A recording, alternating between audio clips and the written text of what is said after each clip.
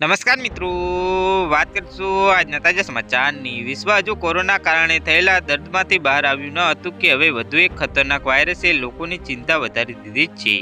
ચીનમાંથી ફરી એકવાર નવા વાયરસે લોકોને ડરાવી દીધા છે। ત્યાં ફરી એકવાર આ વાયરસનો ડર જોવા મળી રહ્યો છે। તમને જણાવી દઈએ કે આ વાયરસ બાળકોથી લઈને વૃદ્ધો સુધી દરેકને અસર કરે છે। આ વાયરસથી સંક્રમિત લોકોની સંખ્યા ઝડપથી વધી રહી છે।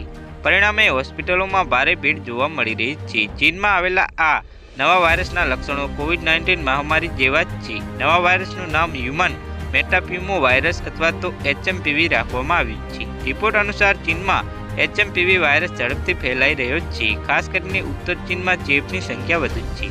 14 વર્ષથી નીચેના બાળકો આ વાયરસથી સૌથી વધુ પ્રભાવિત થાય છે।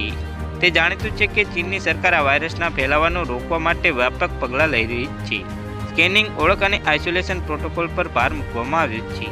આરોગ્ય અધિકારીઓ પણ પરિસ્થિતિ પર નજર રાખી રહ્યા છે। ચીનમાંથી કેટલાક વાયરલ વિડીયો અને સોશિયલ મીડિયા પોસ્ટર પહેલાથી જ સામે આવી ચૂક્યા છે। તો હાલ માટે આટલું જ, મળીશું નવી અપડેટ સાથે। જો તમને અમારા વિડીયો પસંદ આવતા હોય તો વિડીયોને લાઇક કરી ચેનલને સબસ્ક્રાઇબ કરી બાજુમાં આવેલા બેલ આઇકનને દબાવી દેજો, જેથી તમને આવા નવા સમાચારની અપડેટ મળતી રહે।